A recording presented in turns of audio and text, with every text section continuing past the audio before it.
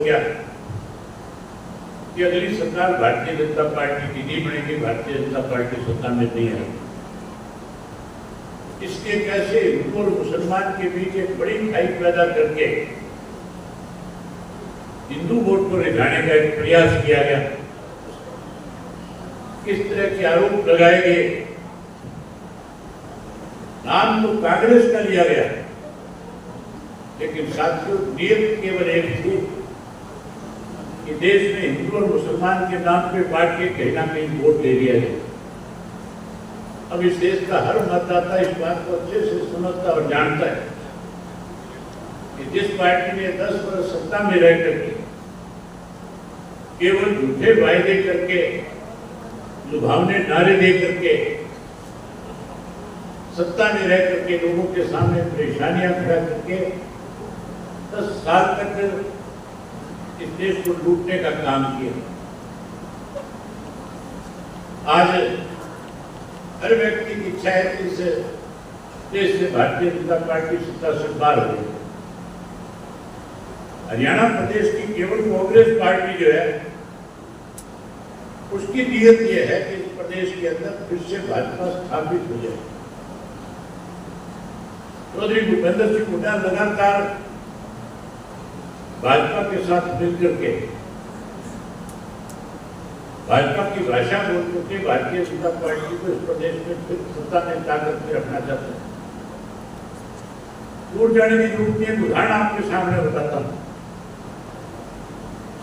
करनाल की लोकसभा से मनोहर लाल खट्टर चुनाव लोकसभा का लड़ने भाजपा की टिकट, और मैंने कांग्रेस के लोगों से एक बात कही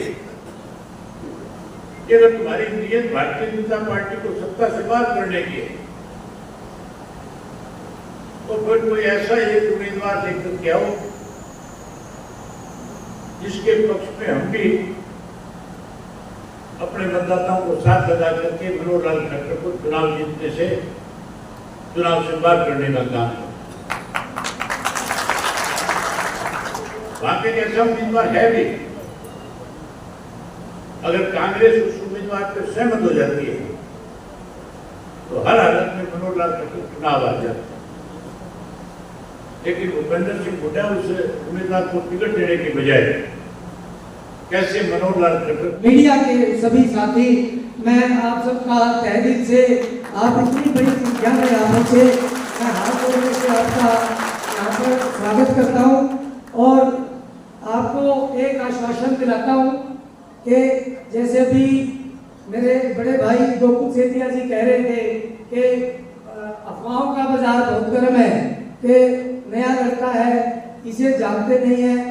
लेकिन मैं ये समझता हूँ कि जहाँ आज मेरे स्वागत में इतना बड़ा परिवार जो यहाँ पर मेरे समक्ष बैठा है, तो मुझे कहीं नहीं लगता कि मैं कहीं किसी से छोटा हूँ। मैं इतनी बार भी जो भी पूर्व सांसद रह चुके होंगे या अभी जो चुनाव मैदान में है, कोई 3 बार के सांसद है, कोई 1 बार का सांसद है, किसी ने बहुत बार अपनी पार्टी बदल ली है, बहुत कुछ किया हुआ है। लेकिन मैं आज आप लोगों को ये आश्वासन दिलाता हूँ, मैं कहीं से अपने आप को छोटा या बच्चा इसलिए नहीं समझता क्योंकि यहाँ मेरे समक्ष बैठे आप सभी मेरी ताकत, ये इंटरनेशनल लोकदल का जो परिवार है, मैं कहीं से अपने आप को कमजोर नहीं मानता। मैं अपने आप को बहुत मजबूत और एक कद्दावर उम्मीदवार मानता हूँ इस सिरसा लोकसभा में कि जहाँ कितने बड़ा कोई धुरंधर क्यों ना आए, मैं आप लोगों को एक आश्वासन दिलाता हूँ कि मैं अपनी पूर्ण ताकत से, अपने पूर्ण विश्वास से अपनी पूरी ताकत लगाऊंगा, आप लोगों के बीच रहूंगा, आप लोगों को कभी छोड़ के नहीं जाऊंगा। आप जैसा मुझे आज देख रहे थे, कल को जब मैं यहाँ से सांसद चुन के इस भारत की सबसे बड़ी पंचायत में पहुंचूंगा, मैं तब भी आप लोगों के बीच में ऐसे ही मिलूंगा जैसे आज आप लोगों से मिल रहा हूँ। मैं कल भी आपसे ऐसे ही मिलूंगा। सभी की राजनीति करने का अपना तरीका है। जब किसी को यह दिखता है कि जी हमारी पार्टी की हवा खराब हो गई, तो वो यहाँ से सिरसा लोकसभा छोड़ते हैं, तो वो अम्बाड़ा पहुंच जाते हैं, तो बार बार जो अपना हल्का बदलते हैं, जो अपना एरिया, अपनी लोकसभा की सीट बदलते हैं। तो मैं यहाँ इस मंच के माध्यम से पूरी सिरसा लोकसभा की जो सम्मानित मेरी जनता है, मैं, मेरे नौजवान साथी, मेरे बुजुर्ग माताएं, मेरी बहनें, मैं उन्हें ये बताना चाहता हूँ कि जो जब बाहर आती है वो जब यहाँ जाते हैं, जब यहाँ से बाहर जाने लगते हैं तो यहाँ से चले जाते हैं, तो अंत में कौन रह जाता है यहाँ पर? यहाँ के हमारे वोटर, यहाँ की हमारी जनता जो आपके रूप में मेरे समक्ष बैठी है, इस पूरे मंच के समक्ष बैठी है। आप लोग यहाँ रह जाते हैं, वो लोग यहाँ से एरिया छोड़ करके चले जाते हैं। किसी ने बहुत बार दल बदल लिए, 5-5 दलों में जा चुके हैं। तो अभी बाहर मुझसे मेरे मीडिया के साथी थे, दूसरे थे कि जी आपका मुकाबला बड़े दूर से है। मैंने कहा मेरे साथ इंडियन नेशनल लोकदल का पूरा परिवार, मेरे साथ चौधरी अभय सिंह चौटाला जी का आशीर्वाद है, मेरे साथ सम्मानित मेरी जनता, मेरे बुजुर्ग, मेरे नौजवान साथी, मेरी माताएं बहनें मेरे साथ हैं। तो मैं किसी को अपने से ज्यादा मजबूत नहीं मानता। जब तक आप लोग मेरे साथ खड़े हैं, मैं किसी अपने आप को किसी से कमजोर नहीं मानता।